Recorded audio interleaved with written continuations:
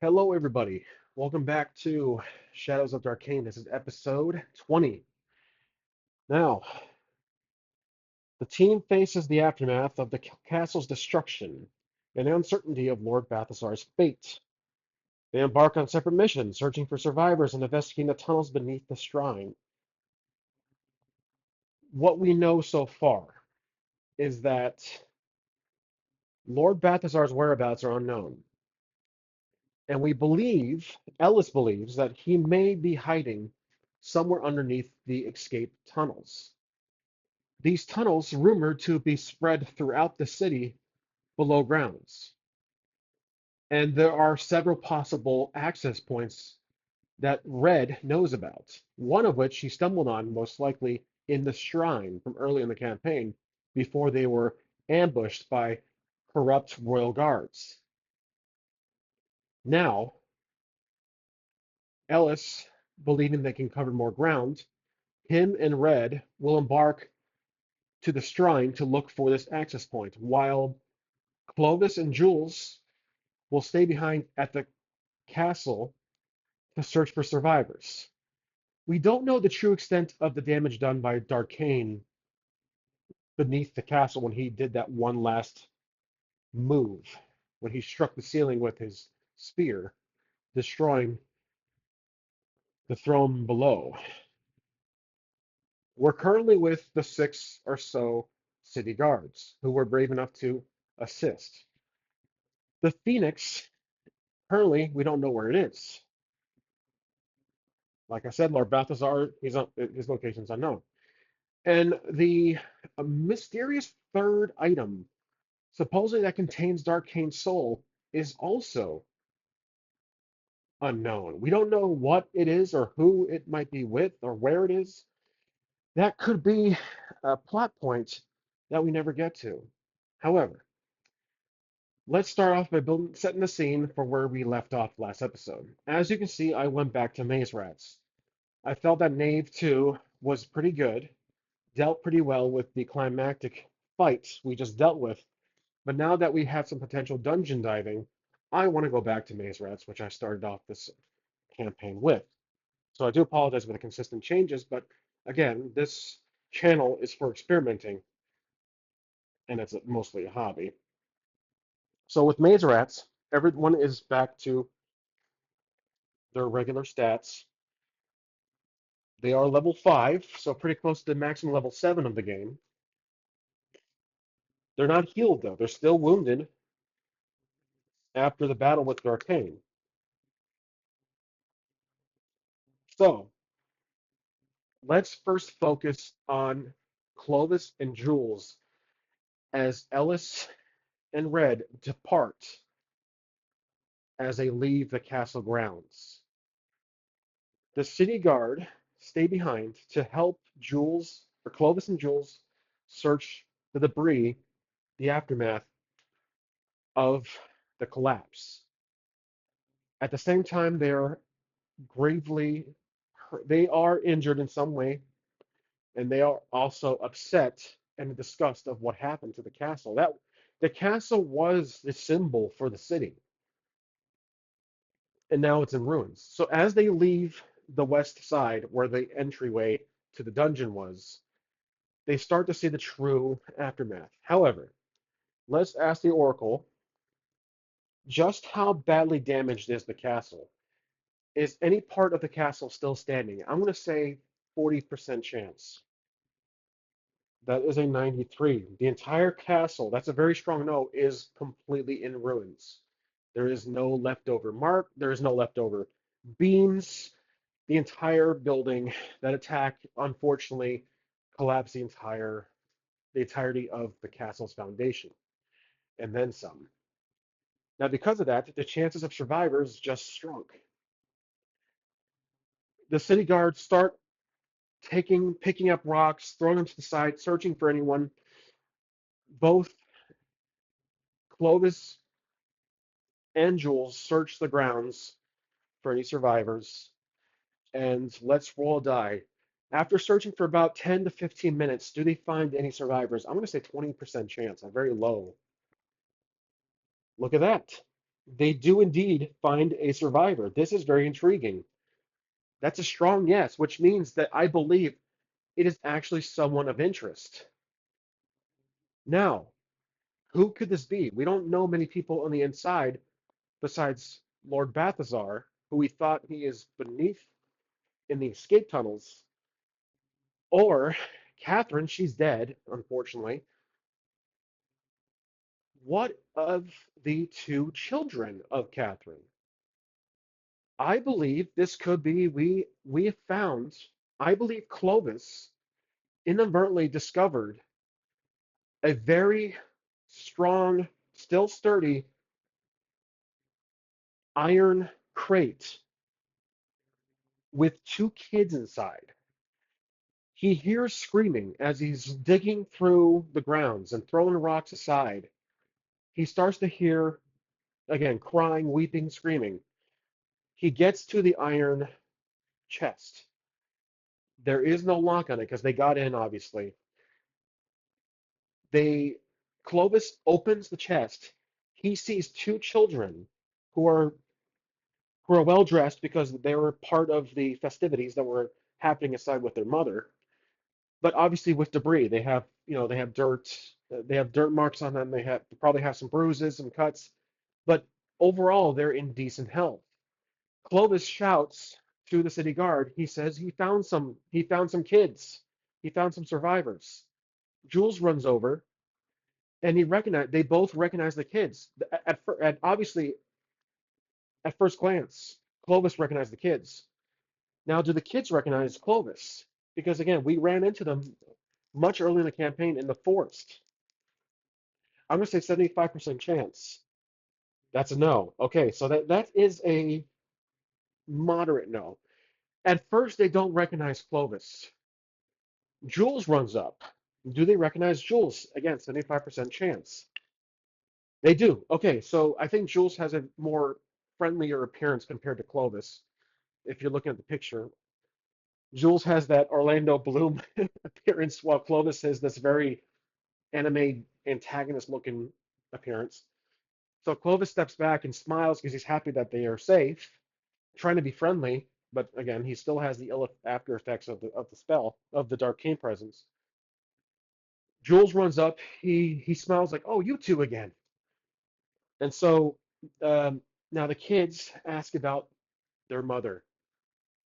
Now I okay, yes, just to recheck, just tracing my steps. The team does know that the mother is unfortunately has unfortunately passed. How would Jules relay this message to them? They stand up from the crate inside the chest and they said, "Have you seen our mother? Is she okay, mister?" And Jules looks at Clovis and looks back at the kids. He helps them out of the crate. He helps them out of the crate. The guards run up some stones. Again, it's kind of they have to walk over a pile of debris of like cement or brick wall bricks. And Jules doesn't know what to say. He says, I think he's going to lie. He says, "I don't think I've seen her yet. We'll keep looking. Don't lose hope." The kids nod their heads and they say, thank you for saving us." And they also ask, "What happened? What was all that? Why did the what happened to the castle?" They're tripping on the words. They're just devastated by what happened. And I think Jules will or Clovis will interject and say he won't say there was a Dark Lord evil attack, blah blah. He says there was an earthquake, and unfortunately the building collapsed. We're still looking for survivors. The guards are kind of appreciative of this.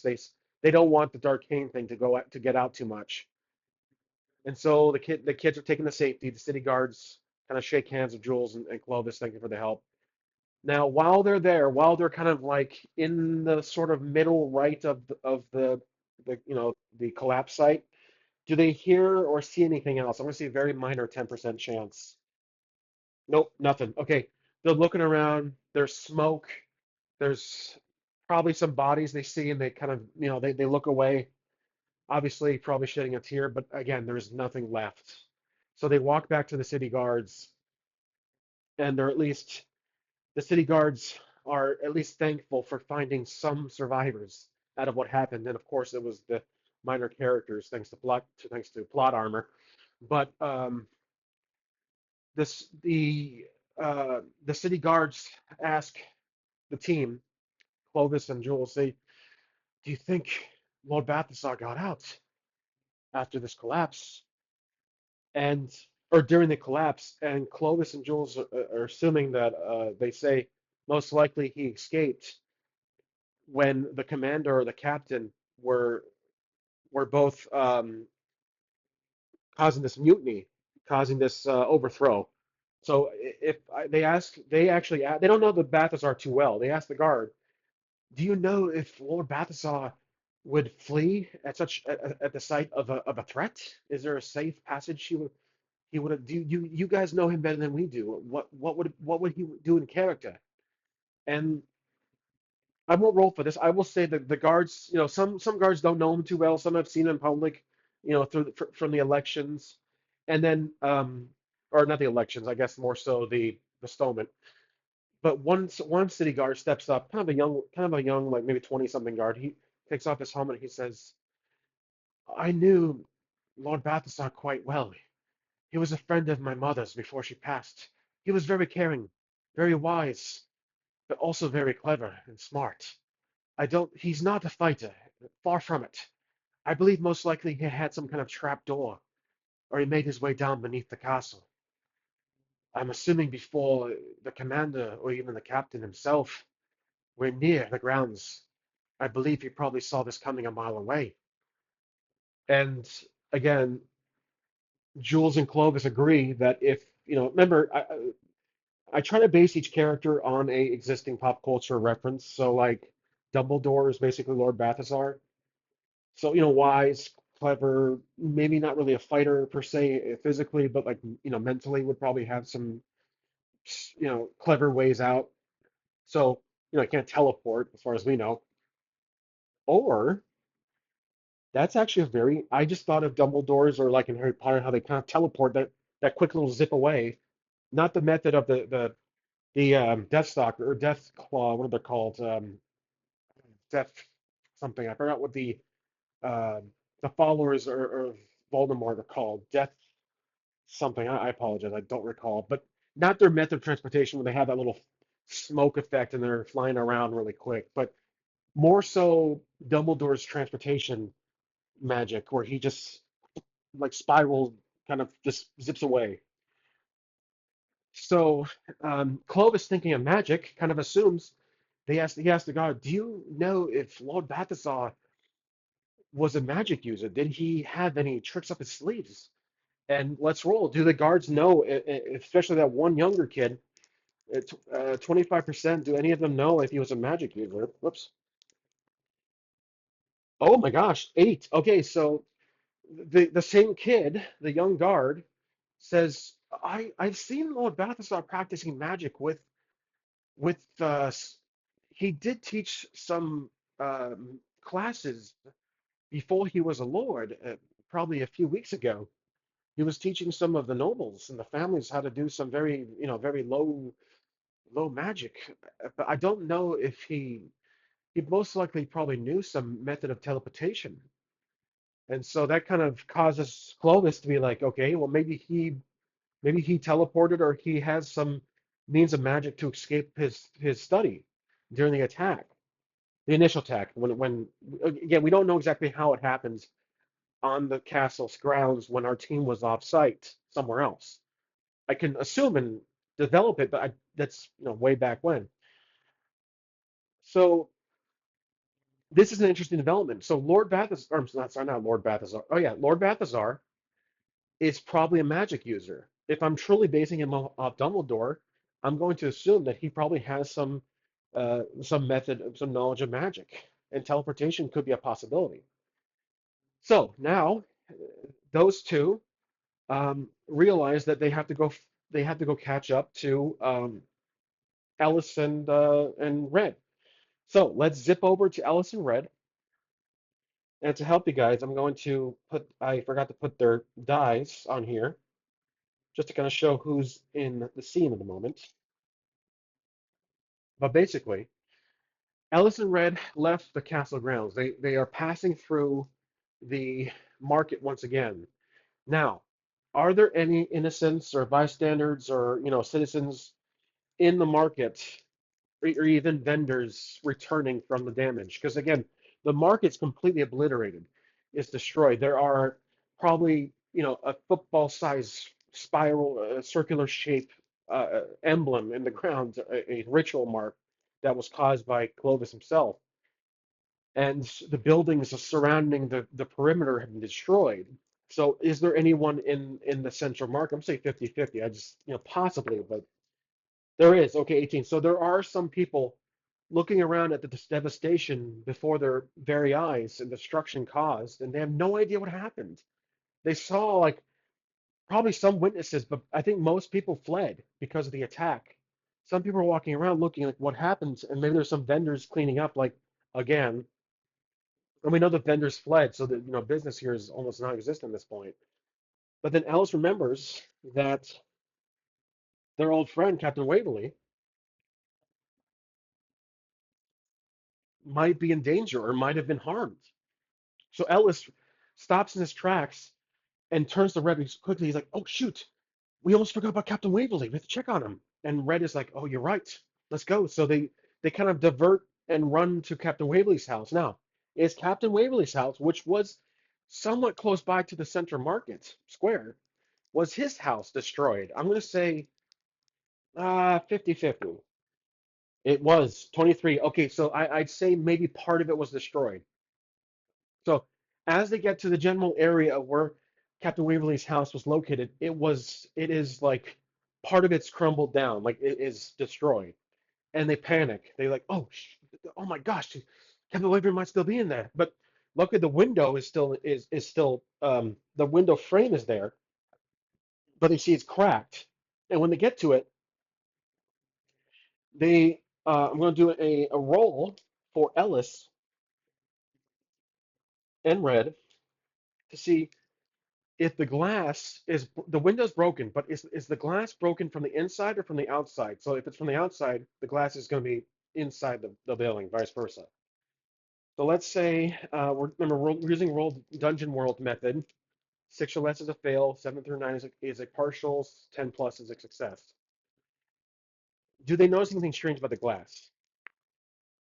Okay, so that's a 7 plus 1, that's an 8 for both of them. So they notice that some of the glass is on the outside of the building, but that's really it. And they see some blood and some blood on the grounds and some blood chipped off the remaining glass on the window frame. And the blood is coming from out, it goes from inside and out the window. They look around, they're saying that this blood must be the captain's, or well, not former captain, must be Waverly's. They're looking around and they see a trail of blood kind of leading off the path up away from the house. So they follow it.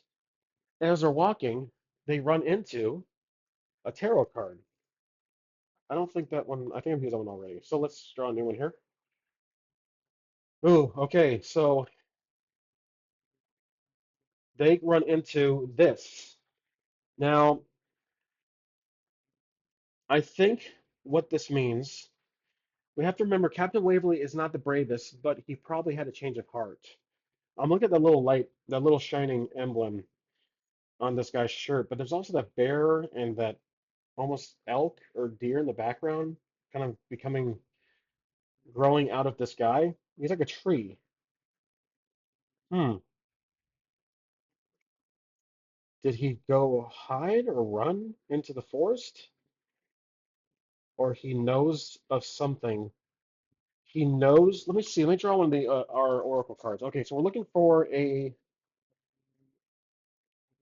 hopeless. So, okay. Oh, okay. Dispute and hopeless. Okay, here we go. So this gives me an idea. They see They see Captain Waverly further up the road as he is arguing while kind of like he's bandaging his arm. So he cut his arm, but he's outside like a shop and the owner is yelling at him for some reason. So Ellis and Red take charge, and they run up to Captain Waverly. He's like, Waverly, are you all right? What's going on? And then the shop owner stops yelling at Captain Waverly. He says, "Oh, you two, what happened? What are you doing here?" And Waverly turns to Ellis. He says, "Ellis, Red, what's going on? What happened down there?" And Ellis and well, Ellis doesn't want to give full details here, but Ellis tells Captain Waverly. He says, "Well, there was obviously a big fight. We didn't come out victorious, but I lost. However, there are some details I don't exactly want to say right now. Can we? Are you first off? Are you okay? What happened? We saw your house." He says, "Yes, yes. There was there was that shaking earthquake, and the entire neighbor collapsed. I was able to, my door collapsed on itself, but I was able to dive out the window. It's obviously I'm in the process of bandaging up my arm." And then the shop owner says, "Yes, this this bandage was my very last one. I was going to use it for myself, but he just ran in here and stole it. He's not the captain anymore." And Ellis is like, "It's okay. Like Waverly, I'll pay for it." So he gives the guy some gold. He gives him 5 gold just to kind of calm him down. And the vendor, the shop owner is like, "Oh, okay, I guess this will do." But Waverly, don't come back to my shop.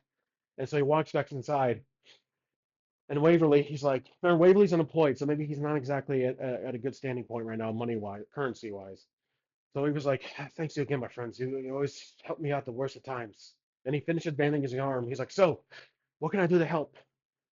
He says, Ellis says, "Well, let's at least go back to your house and see if we can discuss it there." And Waverly says, "I don't know about my house, my friend. It's completely destroyed. There's barely any room inside the living room. I need to start cleaning up. I don't know what else to do." He says, "Well, what about Maiden's Claw?" I'm sorry, Red says, "Well, what about Maiden's Claw? Or the shrine even?" Like he's mentioning some locations, like the Maiden's Claw. Ellis says, "Well, we were on our way to the shrine as we talked about earlier. We're wondering, we can't find like he whispers, we can't find Lord Balthazar right now. He's missing." And remember, at this moment, both both uh Clovis and Jules are on their way to the shrine because again, I assume when my characters are together, there's a hive mind, so they know what's going. They know each other's newly discovered details, even if I miss it. So uh, basically, Red mentions the shrine, and then Captain Waverly's like, "Oh yes, that's true." Then Ellis asks Captain Waverly, he says, are you in okay shape? Are you in good shape to at least walk? Are you okay enough to follow us?" He says, Waverly's like, "Oh yes, of course, let's go." And I'm guessing Waverly is in common's clothing, nothing fancy, no armor, no weapon. Again, he doesn't have access to that stuff anymore, but maybe he has a dagger at best and just regular clothes, middle-aged wears. So they leave. They walk by the house. Captain Waverly glances inside. He says, "Oh, I have my work cut out for me." And then they continue on. They make a right, and then they head west. Or, I'm sorry, they head kind of to the right. I'd say maybe northwest. I guess it really doesn't matter because I'm not really using a map here. But they make their way to the shrine from before.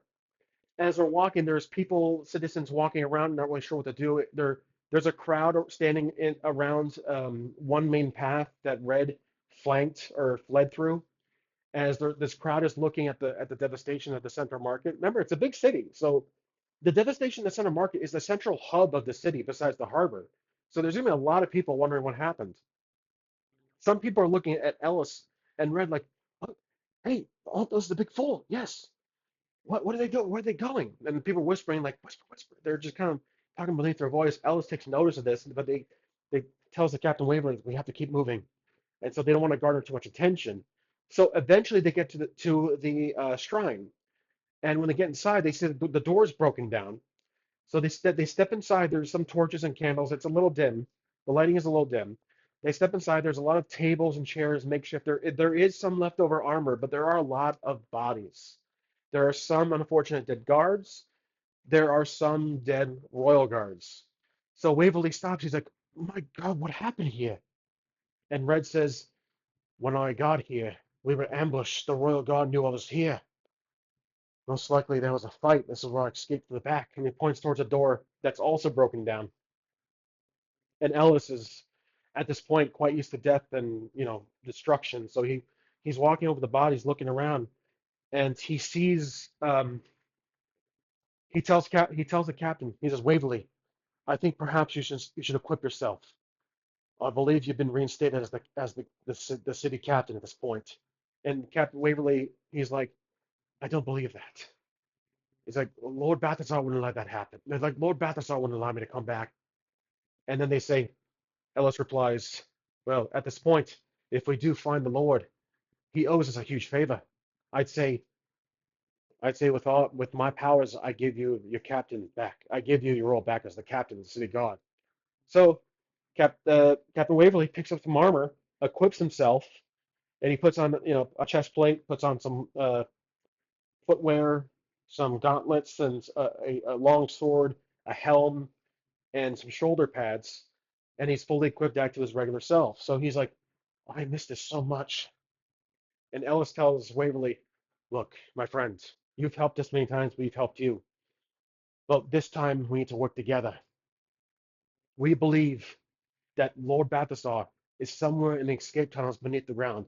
And right when he finishes talking, both Clovis and Clovis and Jules enter the shrine, looking around the destruction. He says, "Ellis, Waverly, good to see you. Good to find you here." And Ellis looks at Clovis and says, "What are you guys doing here? What about the castle?" And he says, "We searched everywhere. We only found two survivors. And believe it or not, it was the kids of Catherine. They were hiding in 9 chests."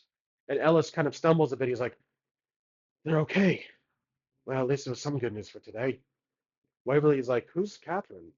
And then Ellis just simply replies, "Unfortunate victim, Darkain. We ran into her. She was held hostage some time ago on the forest south of Riverport. We saved her, but obviously her death went in vain."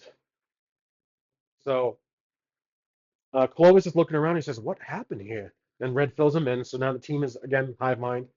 So Red looks at all the armor and says, "Maybe we should probably equip ourselves with whatever's left in here, with the captain's permission, of course." And the captain, again, now he's in captain identity. He says, "I really don't know if that's right. I mean, these are my fellow comrades dead now. I know some of them. It would be a dishonor to take anything from them." Ellis steps in and says, "Yes, I think it's probably not best. We're equipped for now, but at least if there are any potions we can heal up. We've taken quite considerable damage fighting Darkain. That's at least what we can do, right?" And Waverly allows it. So he says, "Yes, there's probably a cupboard here somewhere, standard protocol for my city guard to have essentially a first aid kit somewhere nearby." So they look around, and I'd say they do find some potions. So I'll give Ellis another potion, so he has two. He takes one, so he'll heal a d6. One. Come on. Okay, so he heals one.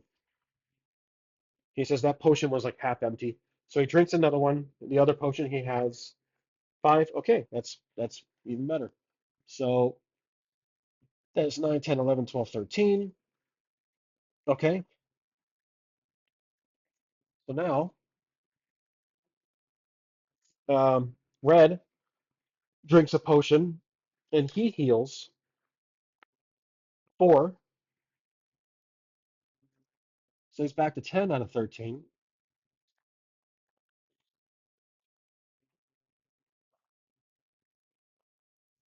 Clovis has a potion already. He finds a half potion. So whatever I roll, 3. So let's just say 2. He heals the 9 out of 12.